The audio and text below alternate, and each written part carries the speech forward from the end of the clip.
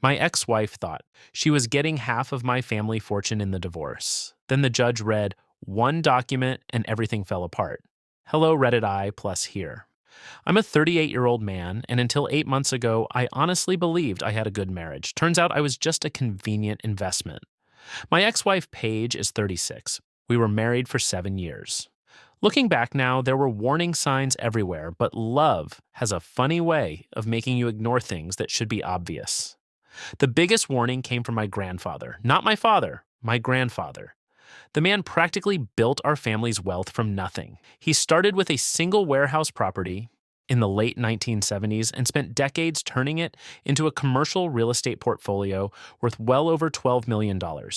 Office complexes, industrial buildings, retail centers, the kind of assets that generate money while you're sleeping. He was respected by everyone, feared by some, and almost impossible to fool. The first time he met Paige, he smiled, shook her hand, and treated her politely, at least in public. 3 days after our engagement party, he invited me to lunch. I still remember exactly what he said. Be careful. That was it. No explanation. Just those 2 words. I laughed, asked what he meant. He looked me straight in the eye. Some people fall in love with a person. Then he took a sip of coffee. Some people fall in love with a lifestyle. I was furious. I accused him of being cynical. Told him he didn't know her. Told him he was judging her unfairly. We argued for nearly an hour. When I left, I was so angry I didn't speak to him for weeks. Eventually, we moved past it. At least I thought we did, because he never brought it up again, never criticized her, never said another negative word, but as I would later discover, he never stopped paying attention. 3 years ago, he was diagnosed with an aggressive form of cancer.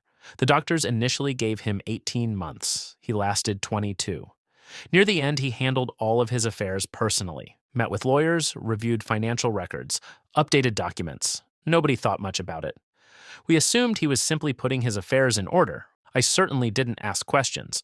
I was too busy helping with treatments and hospital visits. When he passed away last year, it felt like an earthquake hit the family. Hundreds attended the funeral, business partners, friends, relatives, former employees. And Paige? She was absolutely devastated, or at least she appeared to be. She cried harder than anyone, held people's hands, shared stories, accepted sympathy from strangers. If an outsider had attended, they would have thought she'd lost her own grandfather. 11 days later, she asked for a divorce. 11 days. I still remember staring at her across the kitchen table, thinking I must have misheard her, but she was serious, completely serious. The woman who had spent years telling me she loved me suddenly wanted out. No counseling, no discussion, no attempt to fix anything, just divorce. Then things got even worse. A few weeks later, I learned she'd already been seeing another man, possibly for months, maybe longer. At that point, the marriage was already dead. What shocked me wasn't the betrayal. It was the greed, because shortly after filing, her attorney submitted paperwork claiming entitlement to a massive portion of my inheritance. The entire argument hinged on one simple idea. I had received financial benefits while we were married, therefore she deserved a share, a very large share, several $1,000,000 worth. When I read the filing, I almost laughed, then I almost threw up. Because if she somehow won, it would fundamentally change my future. The settlement hearing arrived 3 months later. Paige walked into court looking unbelievably confident. Designer suit, perfect makeup, expensive jewelry. Not the appearance of someone worried about losing, the appearance of someone preparing to celebrate. Her attorney looked even happier. The man practically radiated arrogance. As proceedings began, he launched into a prepared speech about sacrifice, partnership, and equitable distribution. According to him, Paige had invested years supporting our marriage. According to him, she had helped create the circumstances that allowed me to benefit from family wealth. According to him, she deserved compensation, a lot of compensation. The judge listened carefully, asked questions, took notes. And for a brief moment, my stomach dropped. What if they actually convinced him? What if this somehow worked?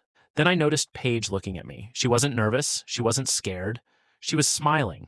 Not a normal smile, a smug smile, the kind people wear when they think they've already won. Then my attorney stood up. Your Honor, he said calmly, before discussing division of assets, I'd like the court to review additional estate documentation. He handed over a binder, a thick one. The judge opened it, started reading. The courtroom became completely silent.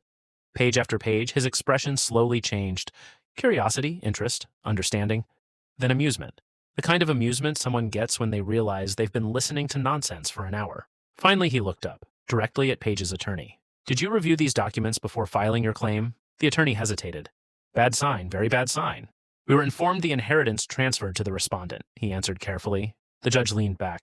It did not. Page's confidence vanished instantly. The room suddenly felt different, like the air had been sucked out.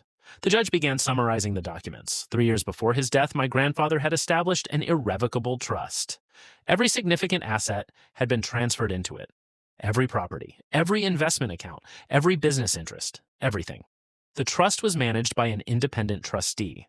I wasn't the owner, not legally. I was merely a beneficiary. I could receive distributions. But the assets themselves remained protected, completely separate, completely untouchable, and most importantly, the trust specifically prohibited claims from future spouses, former spouses, creditors, and divorce settlements.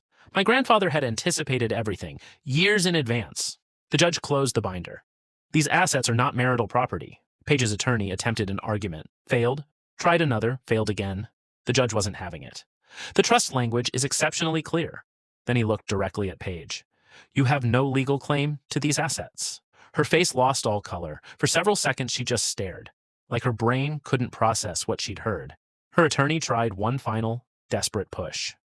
Your Honor, perhaps we could request additional review regarding potential distributions. The judge cut him off. No. Simple, direct, final. Then something happened I'll never forget. The judge smiled, actually smiled, not a huge grin, just enough. And he said, Nice attempt, counselor. A few people in the courtroom chuckled, including my attorney. Page looked like she might explode. Outside the courthouse, she finally caught up to me, demanded an explanation, asked why I'd never told her, why I'd hidden it. I laughed. For the first time in months, I genuinely laughed. Because the truth was simple, I didn't know. My grandfather had never told me. He saw something I refused to see. He recognized exactly who she was long before I did. And when the time came, he made sure the family legacy would survive my mistakes. As I watched her storm across the parking lot screaming into her phone at her lawyer, I realized something. The greatest inheritance my grandfather left me wasn't the money. It was the lesson. Some people don't reveal who they are when times are hard. They reveal who they are when they think there's millions of dollars waiting for them on the other side of a signature. And thanks to one very stubborn old man, that lesson only cost me a marriage instead of half my future. So, Reddit, I plus audience. Has anyone else ever had a family member spot a red flag in your relationship years before you did? Because I'm still trying to come to terms with the fact that my grandfather figured out my entire divorce before my wedding even happened. A lot of people asked what happened after the hearing. I honestly thought that was the end of it. The judge had ruled. The trust was protected. Her attorney looked defeated. There was nothing left to fight over. Or so I thought. I underestimated how desperate Page was. 3 days after the hearing, my phone rang. Unknown number. I answered. Silence. Then her voice. Calm. Almost sweet. The same voice she used whenever she wanted something. Can we talk? I should have hung up immediately. Instead, I said yes. Big mistake. She started crying almost instantly. Not normal crying. The theatrical kind. The kind where every sentence sounds rehearsed. She told me she'd made mistakes. Told me she'd been confused. Told me she still cared about me. Told me the divorce had gotten out of hand. According to her, the lawyers were responsible for everything. Not her. Never her. Funny how people suddenly become innocent when money disappears. Then came the real reason for the call. I think we can work something out, she said. What kind of work something out? A long pause. Then she named a number, $1 million. I actually laughed. I thought she was joking. She wasn't. She wanted me to voluntarily give her $1 million in exchange for ending the divorce quietly, as if she were offering me a discount. When I refused, the tears stopped immediately, like someone flipped a switch.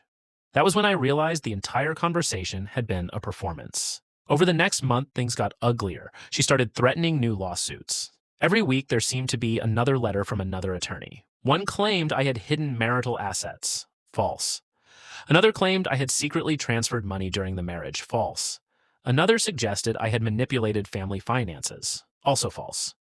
Each accusation required legal responses. Each response cost money. I later learned this strategy has a name: attrition. Make the other person spend enough money and energy that eventually they'll settle just to make the problem disappear. Unfortunately, for Page, she picked the wrong target. My grandfather had spent decades dealing with lawsuits, business disputes, and hostile competitors. The trust had its own legal team, people whose entire job was protecting those assets. Every threat she made ran straight into attorneys who had seen far worse. Each claim was investigated. Each claim collapsed. Every single one. Then she escalated. One evening, I received a text message, just one sentence. If you don't settle, people are going to hear things about you. I stared at it for several minutes. Then I forwarded it directly to my attorney. His response was immediate. Don't reply. Save everything. So I did. A week later, rumors started appearing online, anonymous posts, vague accusations, claims that I was controlling, claims that I was abusive, claims that I had somehow manipulated her during the marriage. Nothing specific, nothing verifiable. Just enough to create suspicion. The problem with lies is that eventually people ask for proof, and there wasn't any, because none of it happened. The posts disappeared almost as quickly as they appeared. Most people ignored them. Those who knew me called and asked directly. The situation backfired on her almost immediately. Then came the moment that completely destroyed whatever leverage she thought she still had. She filed another motion, this time arguing that future trust distributions should be considered marital support. Even her new attorney looked uncomfortable presenting it. The hearing lasted less than 15 minutes. The judge reviewed the filing, reviewed the trust language, reviewed the previous rulings. Then he looked over his glasses. His patience was gone. Completely gone. Mrs. Bennett, he said, these issues have already been decided. The courtroom became very quiet. The judge continued. This court will not entertain repetitive claims simply because you dislike the outcome. Her attorney attempted to speak. The judge raised a hand. Enough. Then he denied the motion. Immediately. No extended discussion, no lengthy arguments. Denied. Just like that. You'd think that would finally convince her. It didn't. A month later, she reached out through mutual friends. Suddenly, she wanted closure. Suddenly, she wanted peace. Suddenly, she wanted to meet for coffee. I declined every request. Later, one of those friends admitted something interesting. Paige wasn't trying to get closure. She was trying to get information. She still believed there had to be some way into the trust, some hidden loophole, some account nobody knew about, some secret she could use. The idea that she'd simply lost was something she couldn't accept. The final irony came nearly a year after the divorce. I ran into one of her former friends at a charity event. We started talking. Eventually, Paige's name came up. The woman laughed. Then she told me something I'll never forget. Apparently, Paige had spent years bragging privately about how secure her future was. She genuinely believed she would eventually own part of the family empire. She had plans for properties she'd never owned, vacation homes she'd never purchased, money she'd never earned. In her mind, it was already hers. That was the real reason she couldn't move on. She wasn't mourning a marriage, she was mourning a fantasy. These days, my life is peaceful. The divorce is long over. The trust remains protected. The properties are thriving. And every once in a while, I think about my grandfather, about that lunch years ago, about those two simple words, be careful. I was too stubborn to listen then. But I understand now. The smartest thing he ever did wasn't building millions of dollars in real estate. It was making sure greed could never inherit it. And every failed threat, every rejected lawsuit, and every desperate attempt by my ex only proved one thing. He was right about her. From the very beginning.